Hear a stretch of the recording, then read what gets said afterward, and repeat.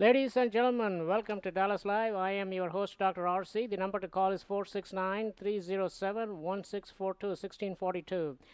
Today, our featured guest is Jordan Harbinger. Jordan is founder of a company called The Art of Charm, and also there is a website, theartofcharm.com.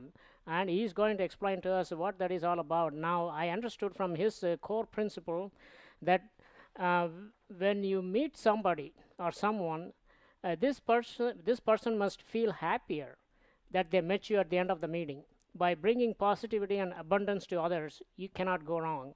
Jordan, welcome to the program. Thank you for having me. I appreciate it. All right, now before we get right to it, Jordan, tell a little bit about yourself, where you were born, and how did you get into this business of charming others? Sure. Well, I was born in Detroit, Michigan, sunny Detroit, Michigan, Okay. and so I went to law school there as well at University of Michigan Law School, and I got a job on Wall Street like you do when you are a lawyer at a top school. So I thought this was going to be great. And when I got there, it was terrible, and I actually got hired by this guy who was never in the office, and so since he was never around, I really wondered what happened because he was rumored to be making a lot more money than the other partners at the law firm, and I was really confused. So one day when he took me out for coffee, I asked him, I said, listen, everybody says that you're like the most successful partner here, but I never really see you in the office. What do you do all day? And, everybody, all the other partners are here late at night, even on Sundays, busting their butts doing work. Where are you? And how come you're never around? And he said, oh, I'm doing the real work. I'm out playing golf. I'm doing jujitsu. I go to charity fundraisers. That's how you get business for the firm. And I said, wait a minute. So you go out and schmooze everybody, and you bring in these big contracts and deals, and you manage all of that from home, and you delegate everything else, and you're making more money than the guy who's here at 1 o'clock in the morning on a Sunday checking final copy of some document. And he's like, you got it.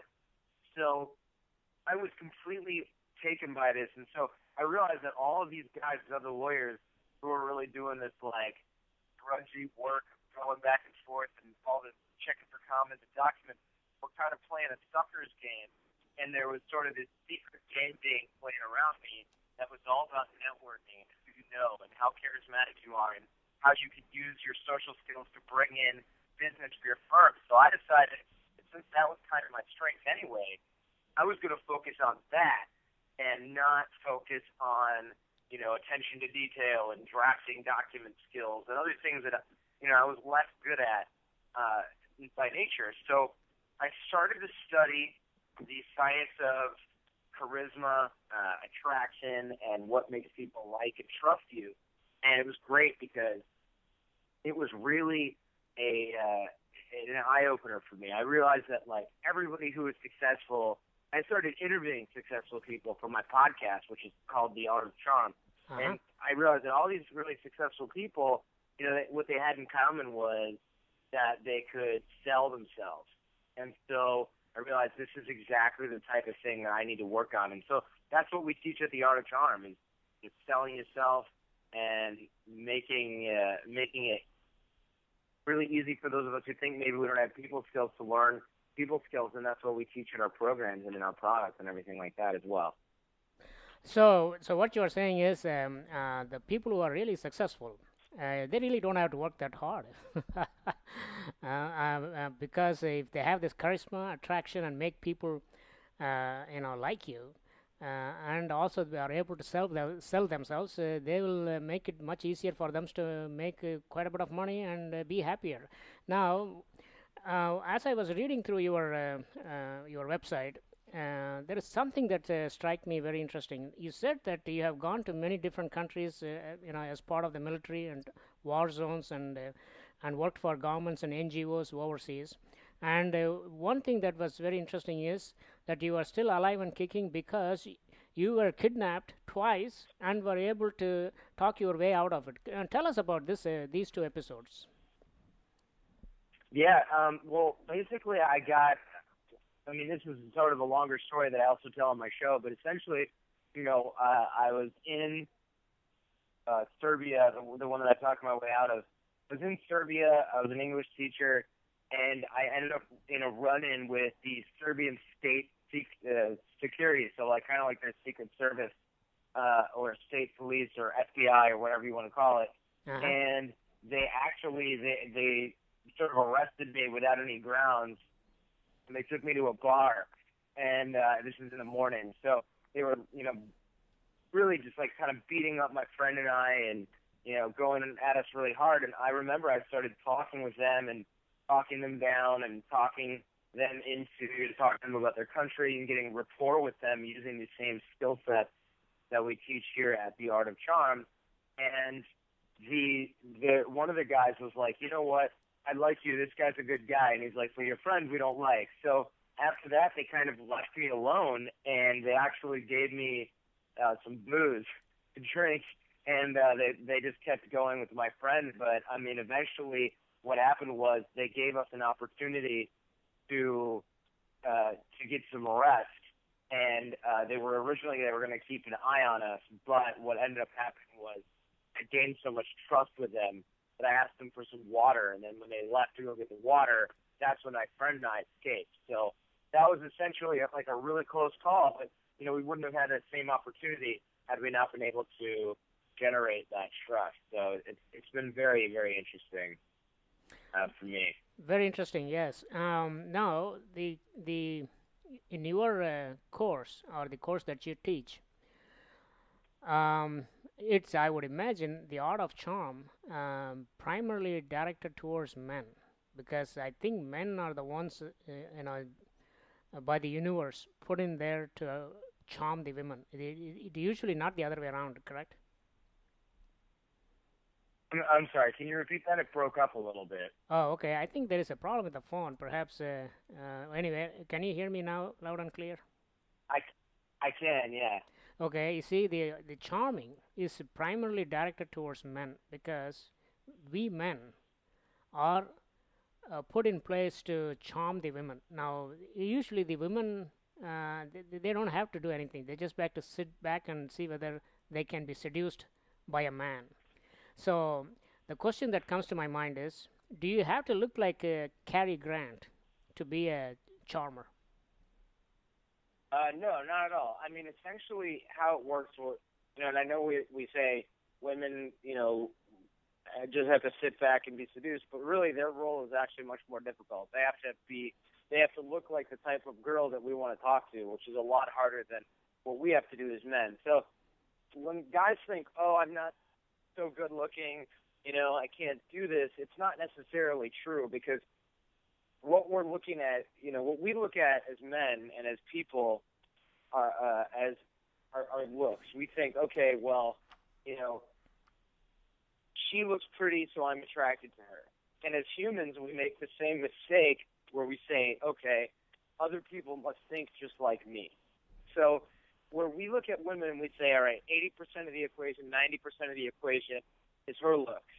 Well, that's not necessarily the same type of calculation that women are making.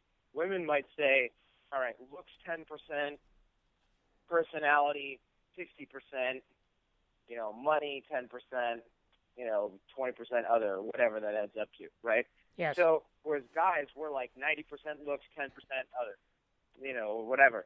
Women and men don't look at the things the same way. So that's the reason for the quote-unquote mystery, which isn't really a mystery at all. Why is that ugly guy with that good-looking girl? He must be rich. And then you find out he's not. You just get confused, because he makes her feel a certain way. So we as men, we have it easy, because women, they have to look pretty. That's something that fades over time. They have to show men signs of youth and fertility, which both degrade over time. That is what is attractive sexually to men. They can do nothing about that other than try to hold on to what they've got for as long of a time as possible and maximize it using makeup and clothing. Us as guys, our worth grows over time. We get more net worth. We get more charisma, more confidence over time, at least if we're working on ourselves. So we actually have it pretty good as guys. Women have trouble that they can't really, nothing can be done about because they can't freeze time. So Well, listening to we you, don't have to look good. We just have to be working on it. oh, okay. Well, listening to you as a man, I feel very encouraged. But if I were a woman, I would probably start feeling depressed because I'm going to get old, and I'm going to lose my charms, and my fertility is going to go down, and therefore, what the hell I'm going to do? Now, of course, that Yeah, is probably if any woman listens to this, they will say, "Wait a minute, why are you talking like this? You are a misogynist, misogynist or something." But anyway, um, you are saying that you don't have to be a tall, dark, handsome, and rich guy, but all you have to do is will you be able to charm somebody? That means you need to have the basics of charming. So now let's get to the the point right there. Any man, no matter what his financial status, how he looks, and all other factors aside, how does he attract a woman? That's the big how does a question. guy attract? Yeah, how does a guy attract a woman? This is the biggest question all my audience have, and even myself. Sure. I mean, unfortunately, it's not something I can teach over a radio show. If I could, I wouldn't have a business here. But basically, what we teach at our live training programs in LA is a week, so 60 hours of drills and exercise and infield work, where we actually take men out into the bars and the lounges and of course also on the streets during the day, grocery stores. We teach guys how to date online. We work on body language, vocal tonality, eye contact, nonverbal communication. We teach men how to flirt, banter, and that sort of verbal elements of charm. We also teach guys how to stay calm in really tense situations. A lot of things that cause guys to quote unquote lose their cool are things that are very fixable, such as how we handle stress, how we handle aggression, how we handle things when things don't go our way. All of those things are very, very much things that are within our control as men. And I just wanted to sort of address the last sort of idea that some people might hear what I say as misogynist. There's absolutely nothing misogynist about saying that men are attracted to signs of youth and fertility. That's science. And there's absolutely nothing misogynist about saying that signs of youth and fertility degrade over time. There's no woman in the world who's in her right mind that could possibly argue with the idea that as women get older, they become less sexually attractive and that they become less able to reproduce. Now, some women might argue that, no, there are other things about a woman that's attractive besides her body, and that's very true. That is absolutely very true. But those are not the same things that men are looking for when they're looking for somebody with whom they want to mate long term. So that's just science. There's nothing misogynist about it. It's a fact. I don't think women get upset by this. Women know this. If they didn't know it, they wouldn't give each other so much pressure. Every woman in the world who's 28, 29 has heard from their parents and relatives, when are you getting married? When are you having kids? The clock is running out, because it's a fact. It really is nothing more than a fact of biology. There's nothing misogynist in pointing that out. There's nothing misogynist in that any more than it's racist to say that that maybe white people sunburn more easily than people with darker skin. There's nothing more. There's Okay. nothing racist about that. There's nothing misogynist about the biology of attraction. Okay, so I think you are absolutely right on that point. The youth and fertility for women, it has a definite time period beyond which they cannot use it.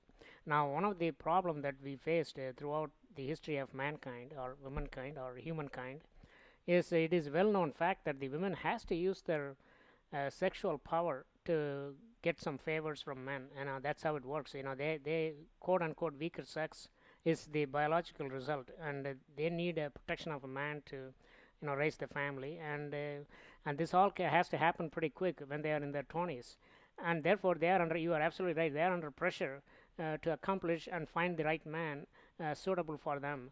Well, Jordan, we are coming to our first break. We will take a short break here, and we will be right back in about a couple of minutes. Ladies and gentlemen, you are listening to Dallas Live. I am your host, Dr. RC, and Jordan Harbinger is with us. And Jordan is the harbinger of things to come in this show after the break, and we will be right back. Jordan, please stay on the line. Thank you.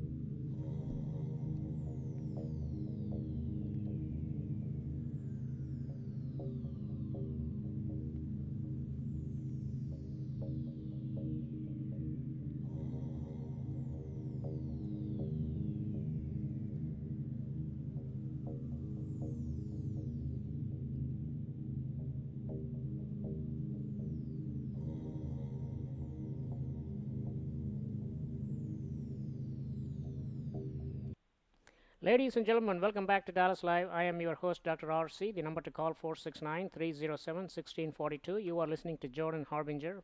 He has the website artofcharm.com and also a company, the Art of Charm Inc. And Jordan, welcome back to our second segment. All right, thank you. All right, now here is the question. There is a program you have. You can talk to our audience about various programs that you conduct, like the personal coaching and social network, and the full engagement. You can tell us about what our audience can get out of these, if they plan to attend these courses. Well, what guys get out of the course itself is, of course, confidence, and that's really what we're quote unquote selling here at the Art of Charm is confidence. So guys will come out with a better understanding of essentially how to project confidence, how to sell themselves, and as well as how to handle difficult situations, meet and attract women that they're interested in, and all around social skills, the nuances of social skills. Okay, so the confidence builder. Let me ask you a scenario. I go into parties myself, and I go into. I know, by the way, I never walked into a hot bar like what you're talking about, where there's a lot of beautiful women. I haven't seen much of any beautiful women in any of the bars around here, but that's a different story. I know if I'm a single person and I walk into a bar. Um, so I see a bunch of women. Now, one thing that immediately comes to my mind is I'm already very fearful of approaching them. So what you are saying is the confidence is the number one key. That how do you project yourself? Of course, I can just chant some mantras and other things, and then just walk in there and try to attract them. That it doesn't work like that. So there has to be a program that I need to follow so that I can go there and put this program in practice. Is that what your course teaches?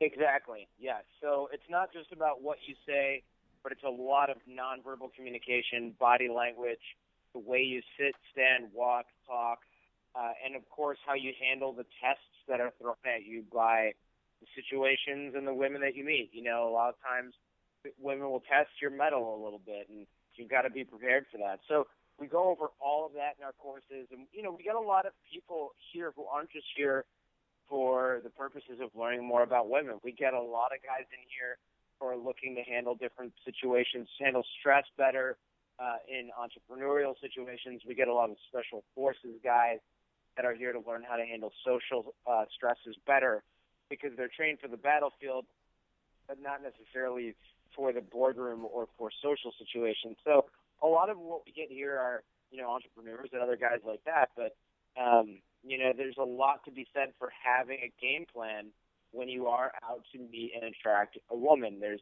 definitely an advantage to be had by doing so, and so that's exactly what we teach and internalize here at the Art of Charm. Okay, very good. One thing that I wanted to tell you, there's one other way, and not to trying to compete against you, but there is one other way that even a fat, ugly man can attract and get married to a beautiful woman. You know what that is? It's called arranged marriage. Yeah, well, good Okay, luck with that. or if you have a little bit of money, you can probably buy them off from Russia, Vietnam, or Philippines. So, well, this my show is supposed to be a comedy show. Hope my audience are laughing at my jokes. Oh, okay. Yeah, but I mean, here's the thing.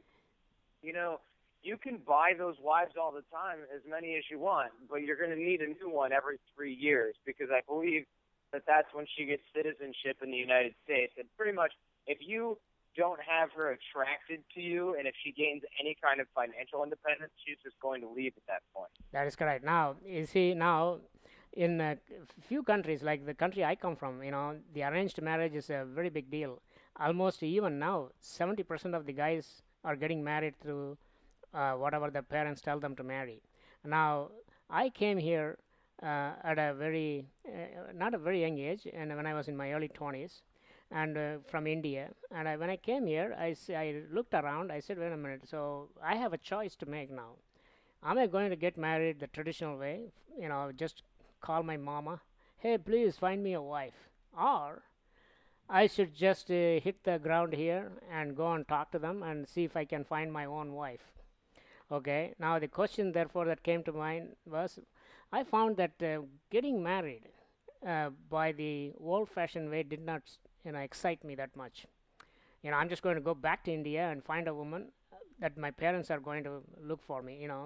So I told them that I don't like the way that I told my parents, hey, I don't like the way you are trying to find a woman for me. They said that we don't like the way you are trying to find a woman for yourself, and they said you are not smart enough to find one for yourself. Okay, I said, well, That's let's funny. let's let's bet on it, and I'll see if I can find one. So, so the next question there is, I came back and I found a wife and I got married, but that's a different story. Um, the many people who come from different cultures to US, like mine or the Japanese, some of the Chinese, there the arranged marriage is a significant factor. Now, when there is an arranged marriage in the works, the man and the women do not have to improve their social skills. So when you transplant that group of people into United States, okay, now they're looking at it here. Now they see around all of them, everybody is getting married strictly by falling in love, and these guys don't have any social skills. So, well, my idea to you, Jordan, is you should put an ad on these ethnic groups saying that, well, we will find you a wife, but you got to work hard at it. Uh, so what's the actual question? Oh, there's no question. I just talked about well, the joke was that um, either you work hard on finding a wife, or go back and talk to your parents and tell them, hey, listen, find me a wife. Now, any self-respecting American would not go for that route, correct? Asking their parents to Well, find a wife for them. of course, yeah, that doesn't work so well in the United States, but we actually get a lot of guys coming over from India Uh huh. to take our program here at the Art of Charm because a lot of times, guys don't want to have to deal with who their mother has picked as a bride for them. It's not a very appealing, way to, not a very appealing thing to do. So a lot of guys will come and do that. But yeah, I would say an arranged marriage is a pretty antiquated idea. It's great if you live in India, and if you want to do that, that's fine. But there's definitely much easier route to doing that here in the United States. You can pick a type of girl that you want. You can have an active dating life. You can learn how to handle some of the relationship problems that you're going to have in any marriage, arranged or not. By getting a set of skills that's going to work for you. Okay, good. Because this particular show, Dallas Live, is broadcast all over, and we have a huge Indian audience. So I want to tell my audience in India, if you guys want to try this other technique, okay, then you have to develop your social skills. Now, of course, you have the choice. You can either tell your parents to get you married, or you can call Jordan Harbinger, or go to his website, theartofcharm.com, and go ahead and look at what he has to offer. And now, there is I believe in major cities in countries like India, China, and other countries in the East. Um, in major cities, more than 25% of the marriages are now love marriages. They fall in love and get married. So, of course, the 75% is still they are getting married on the basis of what their parents are telling them. So that is one part of the equation. But if you want to go ahead and try this, and there are several mature way of approaching this, and one of the ways that find from the art of charm is how to do this properly, without getting yourself hurt. Now, um, now, Jordan, we have a few other things that I wanted to ask you about. See, you talked about various other things like the social scenarios in hospitals or companies and non-profit organizations, NGOs. How do you go ahead and do different things in those companies, and how you influence people? But the significant one that we find that most people are interested at the young age group is how to charm a woman. Okay, now you know you said that the confidence is number one factor here, and other than that, Correct. how do you start a conversation? We have 2 minutes, for this section. So you walk into a bar. I mean, whatever you tell in this show, I don't think it's going to compete with your program, because they can listen to you for 2 minutes and then go ahead and put that in practice. But just to create a curiosity among our audience, you walk into a bar and you have 10 hot women sitting there. Just give us an example. I mean, I don't think that my audience are going to immediately turn their radio off and then run to a bar. It's not going to happen. So you can tell them what they could do, just for beginners. Sure, but I mean that whole idea of what do they say is based on a false premise, which is that anytime that you're doing this, what you're saying has anything to do with attraction or not. Essentially, what you do, what you say, is not what creates the attraction. So it doesn't matter what you say, and so nothing I tell you here is going to have any type of result. Oh yeah, okay. We have one You know, minute. We have 1 minute to the break. So what you are saying is, whatever you say, or what do you do. So therefore, we will take this break and come back and tell us. Just not what you are going to say is not that critical. Perhaps there is other things involved. So we want to find out about those.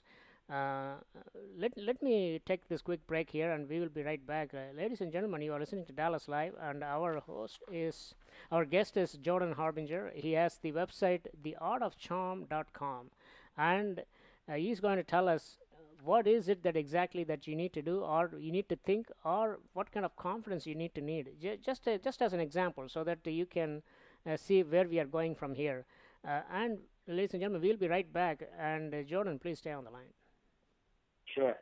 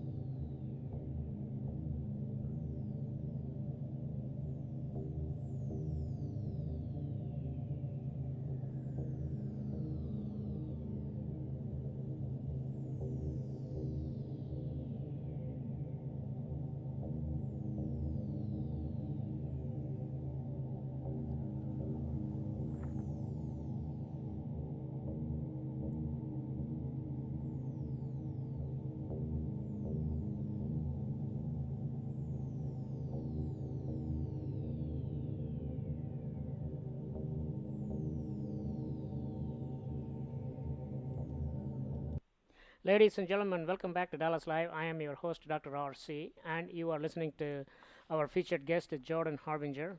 Jordan, welcome back to our third segment. Thank you very much. I appreciate it. All right. Okay. Now let's set up the scene for you. So I am walking into a bar, and there were 10 beautiful women sitting there at the bar, and basically none of them are paying attention except for one. This one lady is sitting there in a black dress, and she looked at me, and we engaged our eyes, and then she, of course, turned her eyes away from me. Okay, that's the scenario. Now I say, okay, now what I do? Well, I mean, the important part of your job has already passed, or at least the important part of your first impression, I should say, has already passed. So whether or not she's attracted to you right now is already been established. There's not a whole lot you can do if she's not. She's already looked at your body language. She's already looked at your nonverbal communication, probably well before you noticed her, and decided whether or not she was attracted to you. So in your scenario, you said she locked eyes with you before turning away. It seems like maybe there might be some interest there. Hard to tell. Again, there's no context for this particular scenario. But you should walk up and introduce yourself. Now, if she's not facing you, she'll either turn around and engage you when you do that, or she won't, which means she's not interested, which means you did something wrong long before you started talking with her. What guys don't realize is that our first impressions are made as soon as we are a blip on the woman's radar. As soon as she notices us, she makes an evaluation about whether or not she's attracted to us, not when we decide to go up and talk to her. By that point, it's already way too late. We've already done it right, or we've already done it wrong. Pretty amazing. So what you are saying is the men are pretty much behind, are very much behind in the game. In other words, when the woman looked at me, there is two possibilities. By the time you looked at her and engaged her gaze, it is most likely what you are saying is that she had already seen you and she has been watching you, and you are most likely too late by the time you engaged her vision or her sight. So that's pretty amazing. You know what? When I was young, I remember this. And when I walked up there to a bar and I looked at a bunch of women sitting there, most of the time I was way behind. Now, just listening to you, that I realize I go back and look at what happened. I'm talking 30 years ago. In those times, it's not unfashionable to go to a bar and look at somebody. And probably 90% of the time, I get rejected. Okay, and well, Mm-hmm. she looks at me. Okay, I said, well, perhaps she's interested. 90%, 9 out of 10. When I go up there to try to engage in a conversation, I'm already awkward because I'm already not sure of myself. Number one, and number two, I'm not confident. Like you are talking about, there is no confidence, and I am pretty much shivering before as I was walking, my legs are wobbly because and I am extremely afraid of rejection. So all these things are going through my head. And then I walk up to her and I say, "Hey, hello, how are you?" Well, first of all, there was a comedian over there, and he said that if you are an Indian man and you have an Indian accent, your chances of picking up a woman in a bar is zero because they don't like Indian accents. Now, did you ever hear Okay. this? Yeah, this is. I mean, the guy was saying. So now, how am I going to? And the voice is a little, low pitched. Not actually, the voice is high pitched, and therefore, it doesn't sound that great. Plus, you have an accent. The Indian accent is not a pickup accent at all. The Indian accent, it's almost impossible to pick somebody up in a bar. Okay. All right. So I guess that's the reason you have a lot of Indian guys over there in your course because they have to build confidence, and it's coming from a different culture. Now I'm pretty much sure the Americans are also in the same boat, right? I mean, not everybody is. I mean, as an average, the Americans are much better at this than the groups that are coming from outside. Okay. So I guess what you are saying is that if you have to make an approach, you have to build the confidence, and the confidence only comes through practice. So how do you practice it? What kind of practice do you give these students? Well, essentially, when a guy comes through the course here at the Art of Charm, what kind of practice he gets is 60 hours of drills and exercise. We work on a lot of the banter, flirting, and charm skill sets here in class. We videotape his interactions with females in class during the drills, and we break down the body language, the vocal tonality, the eye contact, the way you sit, stand, walk, talk, etc.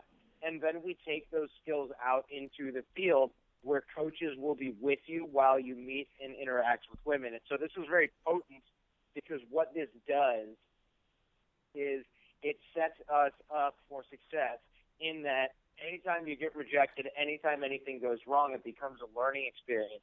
And you start to get a feel for the timing by watching the coaches do what they do. You start to get a feel for the demonstration that the coaches are doing, and you really start to get a feel for how this works when you're out really making it happen. So that's extremely important to have a successful sort of mentor, if you will, that you can model yourself after.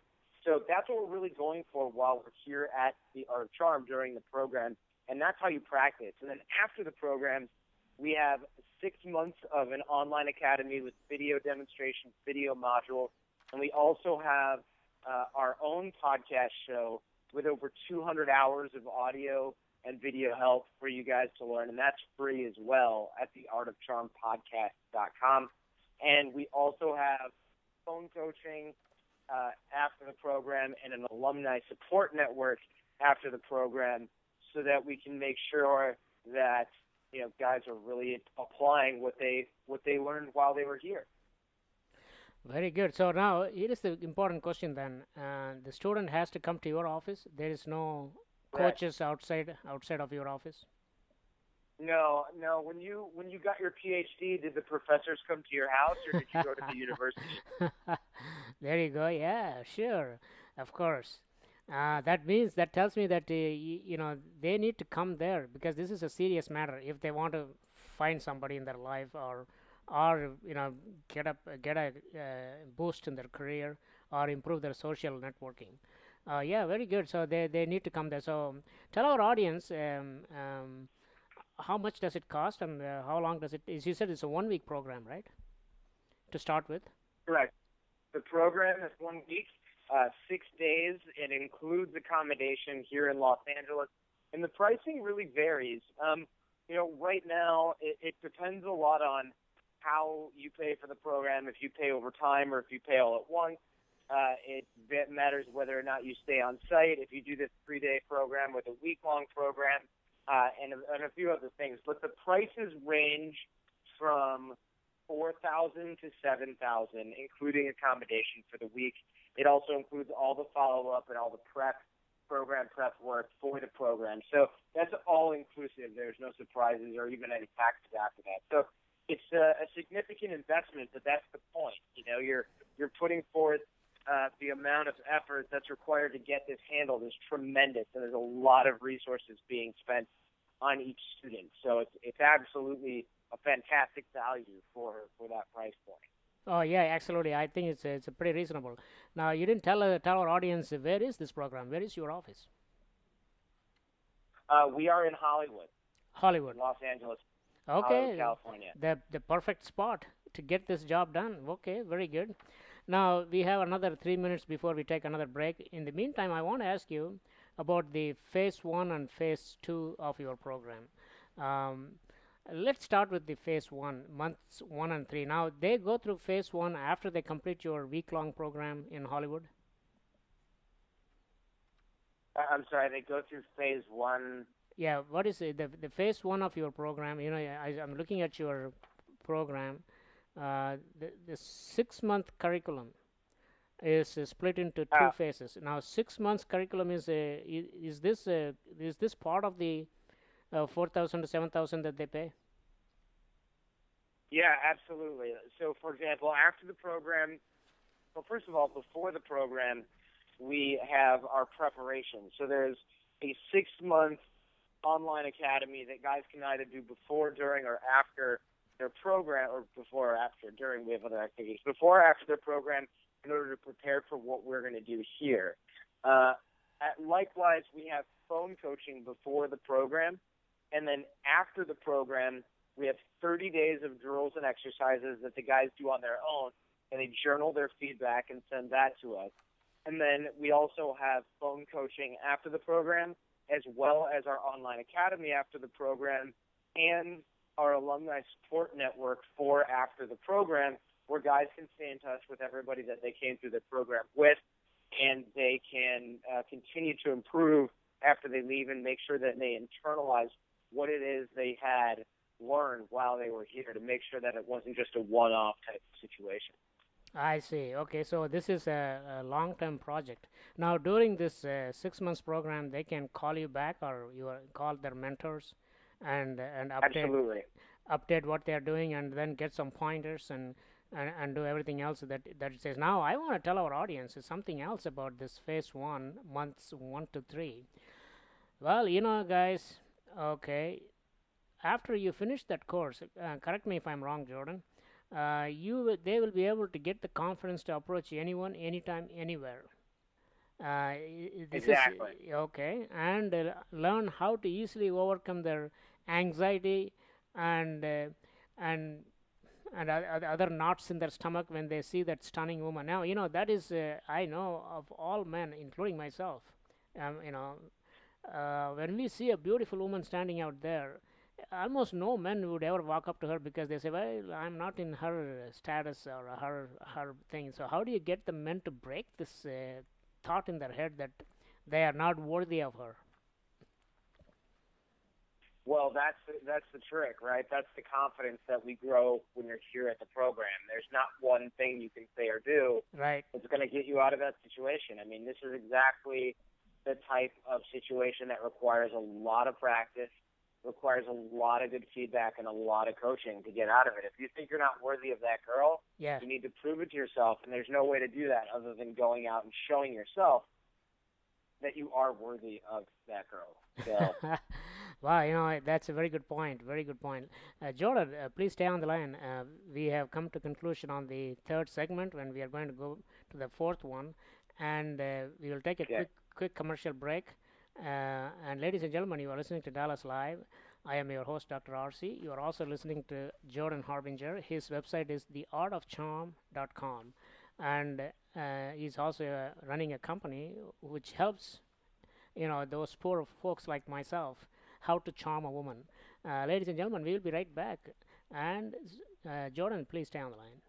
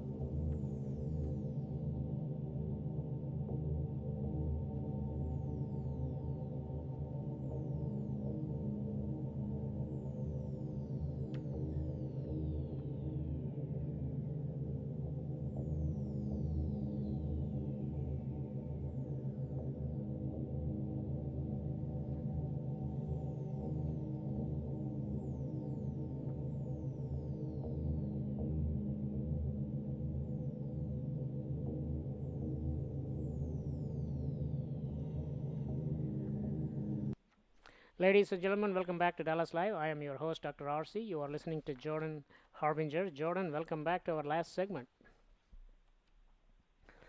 All All right. right. Thank you very much. Okay, very good. Now, ladies and gentlemen, there are certain things that Jordan has made sure that you understand. I'm just reading through his write-up. One of the things that was interesting to me is how to own the room. Now, when I noticed I've been to a lot of different parties, social gatherings, Christmas parties, and everything else. I always noticed either one man or one woman pretty much own the room. Now, I would imagine if Bill Clinton walks into a Christmas party, pretty much I think he will own the room, correct? Because not necessarily because he's a president. Even if he's not a president, I would imagine he would want the room because of the charm that he exudes. So now, Jordan, is it possible or is it easy to learn as a lesson how to charm others, both men and women, depending upon what circumstances we are in? Is it easy to learn how to charm others? Yeah. Of course, yeah. I mean, it depends on your level of engagement and a lot of things, a lot of the sub skills that we work on, like presence, eye contact, maybe our sense of humor or our ability to generate rapport. those all contribute to charm. So it's a simple formula, but each of the skill sets in themselves are very nuanced, and that's why we call it the art of charm. Even though a lot of it really is the science of charm, there is an art to blending all of those skill sets together into one. That's interesting because the charm, not necessarily charming women or girls or but the charming your adversaries is also a very critical skill. Now, you have demonstrated when you were in Croatia that you are able to charm your way out of your captors, and you escaped. Now, one of my, not a dream, but one of my interesting thing that I was always thinking about. I'm a dark-skinned individual. I would like to see whether I can charm my way out of a Ku Klux Klan meeting, because let's make an assumption that I ended up in a Ku Klux Klan meeting for some reason, and these guys are sitting there and I am there, and I say, okay, now what's going to happen? And now here is they don't like anybody who is not white. So now I'm sitting there. I'm a sitting duck. I don't have any weapons with me, and these guys are burning crosses over there. So in a scenario like that, where I'm not trying to charm a girl, now I'm trying to charm myself, charm these guys out, and so that I can live to see another day. How does that work? Is it the principles are same? The principles are very similar. Basically, what you do in that type of situation is you try to humanize yourself, your captors. And what that means is essentially finding trigger points that they might find, not showing that you're trying to humanize yourself. One of the things that I did was they said, what are you doing here? And I said, you know what, one of my friends back home is Serbian, and he showed me I went to his house, and I had a lot of Serbian food, and I really like it. And when I got a job offer here to be a teacher, I decided to go because then I can eat that food every day. And the guy was like, oh, you like Serbian food? What's your favorite kind of food? And I picked a national Serbian dish called sarma, and I said, yeah, I really like this stuff. My friend's mom made it. It's really good here. Let's see, I also like this. I also like that. And I named a couple of dishes. He goes, well, what do you like to drink? And I said, well, I drink this and that. And I named some local beer, and also, of course, the type of national liquor. And he was like, oh, I love that stuff too. I really do like it. And he's like, maybe we'll get some later after we get through this, the fact that we have all these papers that, you don't have your passport, and, I think you're a spy, but maybe we can drink some of that later on, and blah, blah, blah.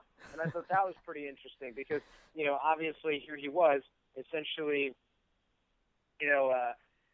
essentially he a captor, and then suddenly here we are, and I've got a guy who wants to have a drink with me. It's pretty amazing. That is pretty amazing. Yeah. So what I would, so I'm just thinking, okay, now I am sitting there with a bunch of Knights of the Dragons. I don't know what they call them, the Ku Klux Klan, White Aryan Resistance, or whoever they are, and they all love Hitler. So I have to now come up with a story that I also like Hitler, and Hitler was looking for the Aryan race, and therefore the Aryan, the swastika sign came originally from India. The Indo-Europeans were nothing but Indians, so we have a lot of commonality between us and Hitler. And then just start Gee, something like that. Oh man, it's amazing. that's pretty hard. But I don't know. I mean, you could be put in situations that as a matter of fact, we have a guest coming in on our show in about maybe a couple of weeks. Have you heard of that guy by the name of Tom Metzger? Who? Probably Tom Metzger. Tom Metzger was the guy who killed the Ethiopian student in Oregon. He was the founder of the White Aryan Resistance, and he said that all dark black people and dark skinned yellow and brown should get out of America. And so, as a first step, he's going to kill a black man, and he killed this black guy. And of course, the Wow. Southern Poverty Law Institute went after him, and and they pretty much bankrupted him and took his property and the house and everything else and gave it to the black family. This happened about 20, 30 years ago.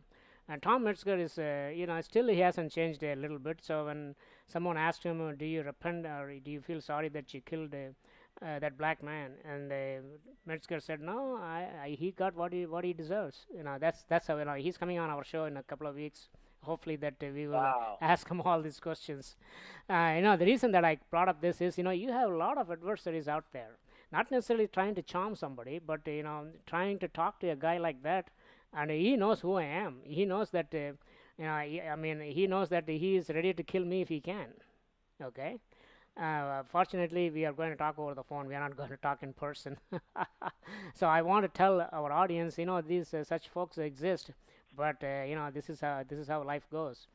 Coming back to your show, there are few other things I want in the last 5 minutes we have. I want to tell our audience, hey guys, here is the deal.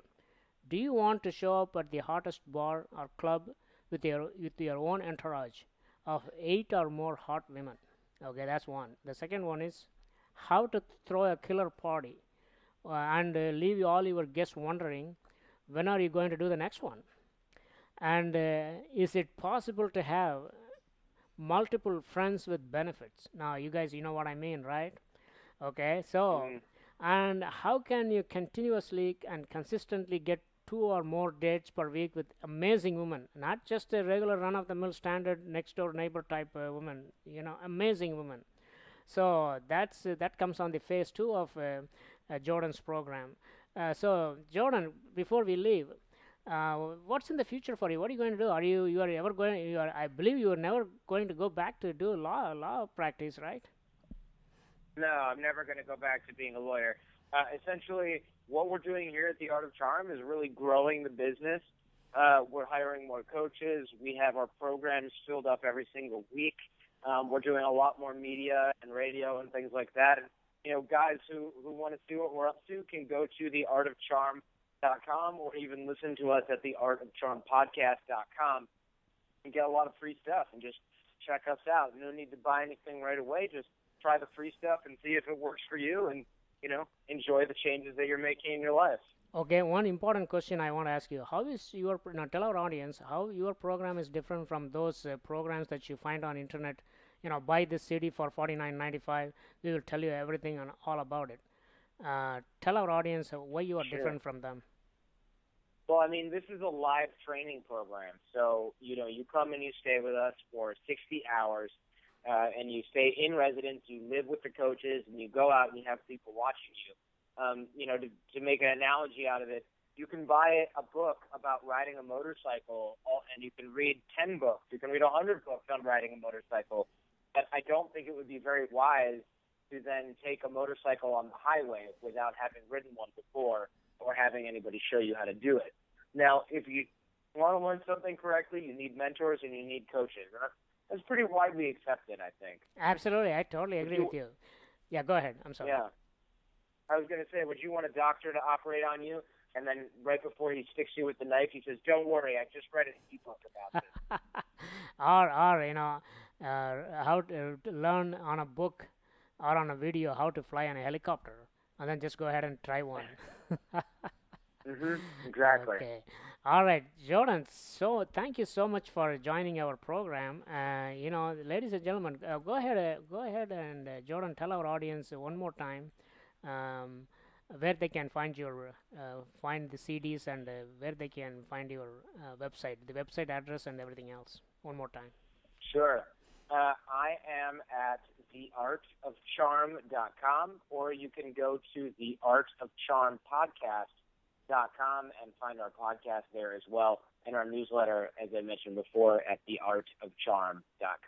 So if they go to your website, there is of course a contact page, and they can contact you and ask for more questions or anything, whatever else they have. Absolutely. My phone number is right at the top. All right, ladies and gentlemen, you are listening to Dallas Live. I am your host, Dr. RC. It's been a pleasure talking to you, Jordan, and I hope we can do this show once more later on in a few days. Looking forward to it. All All right, righty. all right, Jordan, please stay on the line. Ladies and gentlemen, we will be right back.